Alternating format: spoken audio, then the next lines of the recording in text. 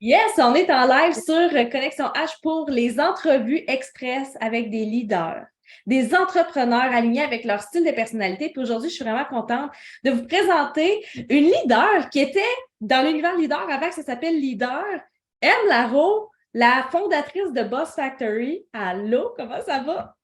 Allô, ça va bien, toi? Numéro un, je suis super contente que le timing fasse bien les choses parce que tu as appris les styles de personnalité avec moi, genre en 2020. Puis là, on a continué à suivre, puis on a continué à suivre. Puis, tu sais, nos business ont grandi parallèlement. Puis là, je suis vraiment contente de voir que tu reviens dans l'univers. Et sûrement que ça va avoir un lien avec une de mes questions, mais avant ça, avant de parler des enjeux puis des grands succès, est-ce que tu peux te présenter, dire ce que tu fais et depuis combien de temps?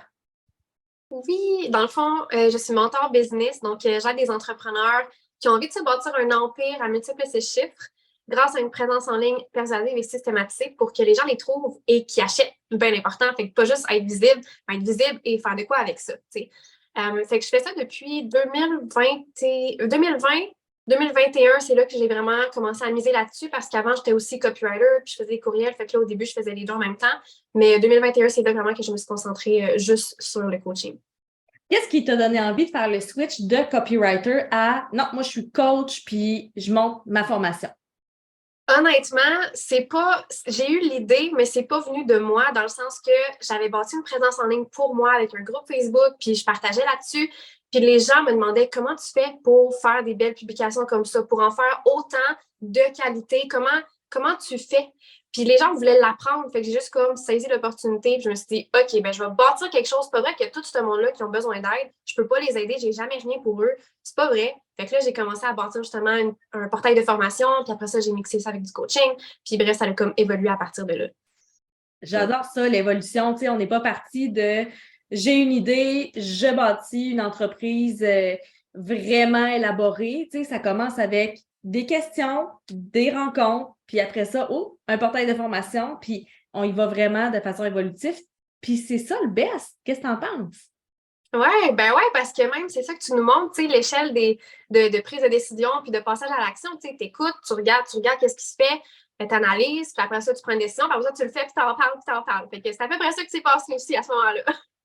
Puis là, tu sais, tu dis que les gens t'ont posé des questions parce que là, tu avais du contenu de qualité. Qu'est-ce qui fait que tu te démarques de tes compétiteurs, que les gens sont venus vers toi et qui ont fait c'est intéressant ce que tu fais, peux-tu me montrer un peu? Je te dirais, ben, c'est sûr que le copywriting à ce moment-là, c'était pas quelque chose de super connu. Même encore aujourd'hui, des fois, il faut expliquer ce que c'est, la communication persuasive. Puis moi, j'ai vraiment amené ça at large, dans le sens que c'est pas juste à de l'écrit que tu peux vendre, c'est aussi, tu sais, quand tu communiques, comment est-ce que tu fais pour communiquer de façon persuasive, de façon attrayante. Fait que je pense que le côté influence dans mon contenu, le côté influence dans ma présence, dans ma prestance aussi. Au début, j'étais quand même gênée, mais somehow it worked pareil. Puis aujourd'hui, je le suis beaucoup moins, mais je pense que c'est ça qui a comme été attractif pour les gens, puis qui a fait que les gens sont venus vers moi parce que c'est pas juste du mentorat business que je fais, c'est du mentorat dans ta communication, dans tes skills de vente. Fait que c'est pas juste. C'est ça. C'est un aspect qu'on voit pas souvent, que les, que les coachs ou les mentors ils enseignent la communication, la persuasion, qui sont des skills essentiels en business de développer. Ah, j'adore ça. Puis quel trait de ta personnalité t'a permis d'avoir le succès que tu as aujourd'hui? Ben, moi, je suis directe, inspirante et consciencieuse. Donc, ça fait un beau mix, mais je pense que mon côté, en fait, chacun de ces traits-là m'ont aidé. Mon côté direct, mon côté rapide, passage à l'action, décisif, ça m'a vraiment aidé à avancer vite. Euh, Mon côté inspirant m'a aidé à connecter avec du monde, à être inspirante, à donner le goût juste par ma présence, par qu'est-ce que je dis, ma façon de le dire. Puis mon côté consciencieux qui me fait vraiment porter attention aux détails. Donc, oui, avancer vite, mais prendre le temps de faire bien les choses en avançant vite. Je pense que ça a fait vraiment la différence. Puis je pense que les gens se rallient beaucoup autour de des gens qui sentent qu'ils peuvent avoir confiance en eux. Puis le côté direct puis inspirant ensemble, ça fait un super beau match qui crée un super beau leadership où est-ce que tu es capable de leader quelqu'un puis de ne pas juste te mettre au-dessus, tu sais, justement, tu sais, de l'aider avec connexion, tu sais, avec l'autre personne, avec le monde, tu sais. Fait que je pense que ça fait un beau mix, ouais. amener la performance, amener des résultats, mais avec la connexion humaine. C'est ça qui va faire que les gens vont se sentir bien. Ils vont savoir que quand ils t'engagent, ils vont avoir des résultats, mais aussi ils vont se sentir vus, écoutés, appréciés. Puis c'est ça la recette gagnante finalement. Puis toi, tu as un trait de personnalité, cadence rapide, avec du direct inspirant, puis je pense que c'est ça qui manque le plus chez les entrepreneurs aujourd'hui, et c'est ce que les statistiques disent aussi. Il y a juste 10 à 15 de la population qui ont une dominance directe, qui savent bouger vite et prendre des décisions rapidement. Fait que c'est sûr que quand on regarde des Émilie, puis qui disent, mon Dieu, elle est vraiment inspirante. Ben oui, mais elle a appris, ou c'est dans sa nature, ou les deux, à agir rapidement puis à prendre des décisions. Super intéressant. Puis ça t'a pris combien de temps avant de t'aligner avec ta personnalité pour que ce soit facile d'avoir des ventes aujourd'hui et que ta business est bien? Je te dirais que c'est toujours un work in progress.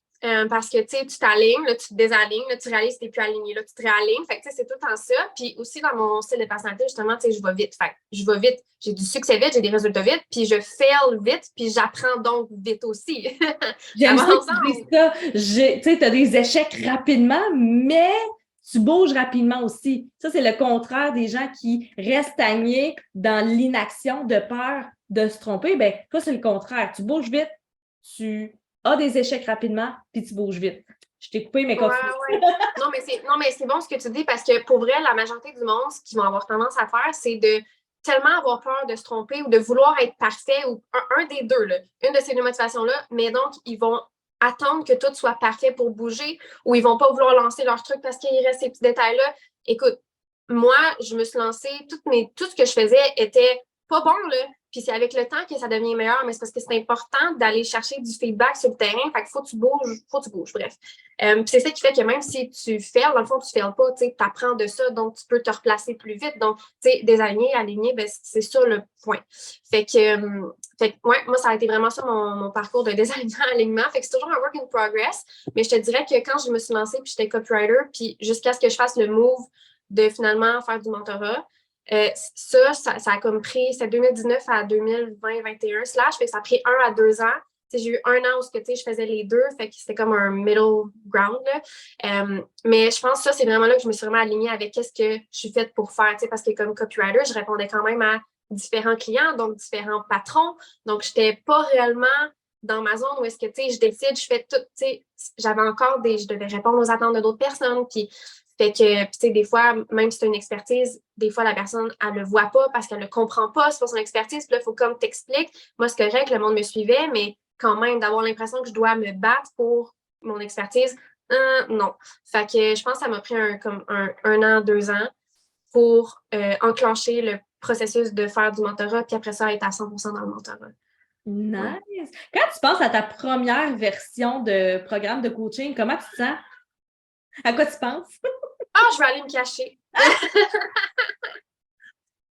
Ouais. Non, c'était full bon, puis c'était cool. Puis je faisais du one-on-one à ce moment-là. Fait que, tu sais, ce côté-là, c'était, tu sais, je le voyais les résultats là, immédiatement là, que j'apportais aux personnes, puis que ces personnes-là allaient chercher grâce à l'accompagnement, puis le portail de formation.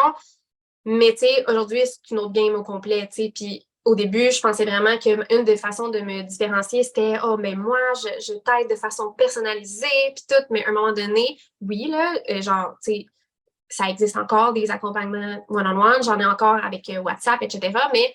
Mais à un moment donné, je me suis ouvert les yeux à faire du mentorat de groupe, créer des masterminds. Il y a quelque chose là qu'il n'y a pas dans du one-on-one, puis c'est vraiment, vraiment plus puissant. Mais je pense que quand on commence aussi, moi, je n'étais pas prête à l'aider des groupes comme ça. Je n'étais pas la M que je suis aujourd'hui. J'étais une autre M timide, plus poignée, plus rigide, plus vraiment différente. Puis, il a fallu que je fasse mon cheminement pour ça. Puis, gars, tu vois, encore une fois, là, je suis beaucoup plus alignée avec cette façon-là qu'au début où ce que je sentais des fois que je perdais mon temps parce que j'avais certains clients qu'on matchait moins. Puis, là, aujourd'hui, en format groupe, pour moi, c'est comme the best of the best. Puis, avec du support WhatsApp personnalisé, pour moi, c'est the best of the best aussi. Là. Fait que, toutes ces décisions-là, c'est comme j'apprends au fur et à mesure qu'est-ce qui fait de moi avec moi. Puis, après ça, qu'est-ce qui fait de mieux. Puis, avec essai-erreur, puis avec aussi des meilleures connaissances de ma personnalité, puis bref, qu'est-ce qui fait avec moi? Ben là, ça permet d'avancer sur le meilleur chemin à la longue, là. C'est ça. Puis les connaissances techniques aussi, tu sais, on ne se cachera pas que quand tu commences en tant qu'entrepreneur, tu n'as pas toutes les connaissances, puis ton œil n'est pas raffiné pour faire des beaux visuels, pour faire des beaux cahiers, pour faire des belles coupes d'édition de vidéos. Fait que, tu sais, quand on commence des programmes au début de l'entrepreneuriat, ça se peut que ça ne soit pas techniquement parfait, puis c'est correct, mais le but, c'est continuer d'évoluer. Tu sais, le premier programme que moi, j'ai lancé, là, c'était un document PDF de 8 pages avec 8 rencontres Zoom, puis du one-on-one. Je peux même pas croire que j'ai vendu ça, puis c'était 250$ là, pour ça. C'était pas cher. Et j'avais eu à peu près 5, 6 clients, puis quand j'y pense aujourd'hui, je suis comme les gens ils ont vu de la valeur là-dedans. Fait que quand je doute aujourd'hui, je me dis, si les gens ont vu de la valeur dans quelque chose qui était très de base, mais qui est impactant pour elles, pourquoi je ne serais pas capable de vendre quelque chose de quand même poussé pour les leaders aujourd'hui? Fait que, tu sais, quand vous doutez, là, ramenez-vous à quand vous avez commencé, puis vous en avez vendu, là. Tu y penses-tu des fois? Ouais. Ben écoute, quand j'ai commencé, c'était tout du. C'était tout du. C'est comme tout des brouillons. Tu sais, quand tu commences, là, t'as pas encore perfectionné ce que tu vends, ce que tu fais, comment tu le fais, toi, t'es qui. Il n'y a rien là, de on point, là.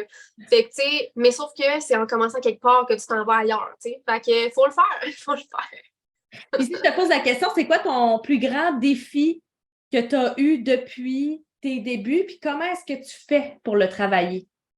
Euh, un de mes gros défis pour moi, ça a été de développer de la compassion. La compassion. Euh, Parce que étant comment je suis, j'ai de la misère, moi, à comprendre des personnes qui sont complètement différentes parce que pour moi, c'est trop facile d'avancer. T'sais. Fait que je comprends, j'ai de la misère, en tout cas, j'ai eu de la misère, des fois encore parfois aujourd'hui, à comprendre des fois les autres, de ce côté-là. Euh, parce que pour moi, c'est comme d'une évidence. Mais tu sais, ça, c'est pour moi, là. fait que j'ai beaucoup travaillé ça, puis c'est quelque chose que je travaille continuellement aussi, d'aller dans le fond dans mon S, mon côté plus stable, mon côté plus empathique. Fait que je fais vraiment beaucoup attention à ça. Je pense que je suis vraiment meilleure qu'avant aussi, dans le sens que même moi, je commence à partager de plus en plus des trucs plus vulnérables, de ne pas me retenir, de partager quand ça ne va pas bien, parce que tout n'est pas étant quelqu'un qui carbure au résultat, tout n'est pas tout le temps un résultat qu'on aime, tu sais. Donc, partager les côtés, des fois, qui sont pas ça, pour aussi, justement, mettre dans la peau que, regarde, si moi, j'ai des côtés, des résultats, des fois, qui sont pas top, que j'aime pas, que whatever, puis que je veux travailler là-dessus, c'est correct, mais que, tu sais, en ce moment, c'est pas ce que je veux, ben de me permettre à moi de vivre ça, puis d'admettre ça, puis d'en parler, ça me permet aussi d'accepter, ben, de voir les gens, quand ils vivent ces situations-là, de pas les juger pour ça, de les comprendre parce que, bon, on n'a pas le même enjeu, mais c'est un enjeu, tu as ton enjeu, puis moi, j'ai mon enjeu aussi. Fait que de me permettre, moi, de ne pas tout le temps performer, de ne pas tout le temps être parfaite, ça m'a permis, puis ça me permet encore d'accepter, justement, que ben, tout le monde ne l'est pas non plus, parce que là, moi, je me rendais compte que j'avais un pattern de rentrer vraiment facilement, dans la séparation de moi puis l'autre. Que ce soit parce que, en tout cas, peu importe la raison, je rentrais dans la séparation vraiment facilement. Oui. Mais tu sais, en m'autorisant, ben là, ça m'a permis de donner ce que je me donne à moi à les autres aussi. J'adore ça. Ta stratégie est extraordinaire. Fait qu'en te permettant d'être toi vulnérable et transparente, toi envers toi-même en premier, mais aussi envers les autres, ça t'a permis de créer une espèce d'espace sécuritaire où est-ce que toi et l'autre pouvaient aller à l'intérieur puis partager un peu plus en profondeur sans jugement. Ça ne veut pas dire de rester pogné dans cet espace-là pour s'empêcher d'avancer. C'est juste que quand on a besoin d'y aller, cet espace-là existe et c'est ça qui crée un lien de confiance entre toi et ton client, toi et l'autre. Ah, j'adore ça! Ton plus grand succès en ce moment, ça serait quoi? Mon plus grand succès.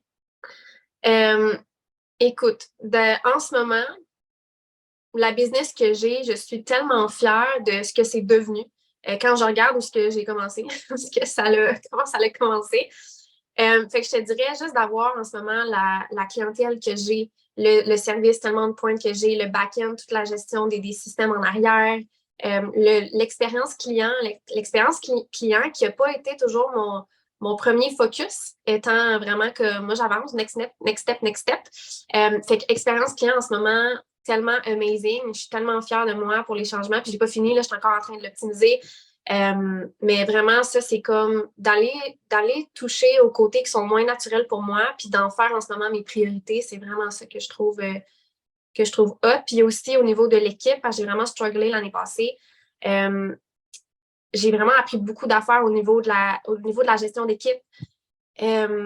Puis là, en ce moment, je suis vraiment contente parce que avec les leçons que je retire de l'année passée, en ce moment, ma business, je trouve qu'elle s'en va vraiment quelque part de hot, de beau. Puis encore une fois, plus alignée parce que j'ai appris de mon désalignement de l'année passée. Fait que ça aussi, j'en suis vraiment fière. Puis ça, j'invite ceux qui écoutent l'épisode à aller sur la chaîne YouTube d'Émilie parce que elle a raconté ce qui s'est passé en 2022, beaucoup au niveau de la délégation. Puis j'imagine que ça a été ton plus gros enjeu, la délégation en 2022. Est-ce que c'est pour ça que tu as décidé de revenir raffiner ton disque, ton modèle du comportement humain pour mieux choisir? Ouais, 100%. Justement, tu sais, j'écoutais ton lac à l'épaule en replay là, sur YouTube, sur ta chaîne YouTube. Puis, je l'écoutais, je l'ai binge en quelques jours, là, vraiment. Ça a été vite, là. Puis, non, c'est ça, je me reconnaissais beaucoup, ben, justement, dans les besoins de délégation, puis de mieux comprendre, tu sais, comment choisir la bonne personne au bon poste. Puis, tu sais, je réalise que, justement, l'année passée, moi, j'en avais une employée qui était super bonne, super travaillante et tout, mais était juste pas à la bonne place. Puis, j'en avais une autre qui avait la bonne personnalité pour le poste, mais je pense que ça lui prenait juste un déclic pour, comme, s'approprier sa carrière, en fait, je pense. Fait en tout cas, il y a différents trucs à checker là-dedans, mais vraiment, j'ai envie d'aller approfondir le disque pour qu'à l'avenir, justement, ben, j'ai des meilleurs outils pour choisir puis me rendre compte aussi dans la période de probation, si c'est un fit ou pas. Fait que c'est ça. Je veux vraiment comme aiguiser mes outils par rapport à ça parce que ben, ça s'en vient encore, là, dans le fond. C'est ça, besoin d'une équipe. Ben oui, pour l'expansion, pour la croissance, c'est sûr qu'il faut s'entourer parce qu'on a juste 24 heures dans une journée, puis on est entrepreneur pour avoir une certaine liberté, hein? Fait que c'est pas en travaillant du 20 heures par jour qu'on va aimer ce qu'on fait et qu'on va pouvoir perdurer dans le temps. Dernière question pour toi, Émilie. Qu'est-ce qui s'en vient pour toi dans les prochains mois? Dans les prochains mois, il y a toujours le Bosscast sur YouTube. Donc, Bosscast avec Hugo My Love, qui est le conseiller dans l'équipe. Donc, on fait un Bosscast, on parle de plein de sujets. Il y a un épisode qui sort tantôt, ce soir à 5 heures. Donc, Bosscast qui va prendre plus de place dans mon contenu. Quoi d'autre? Prochainement, éventuellement, il va y avoir aussi justement l'acquisition d'une adjointe dans l'équipe. Et sur le groupe Facebook, des lives Q&A tous les jeudis.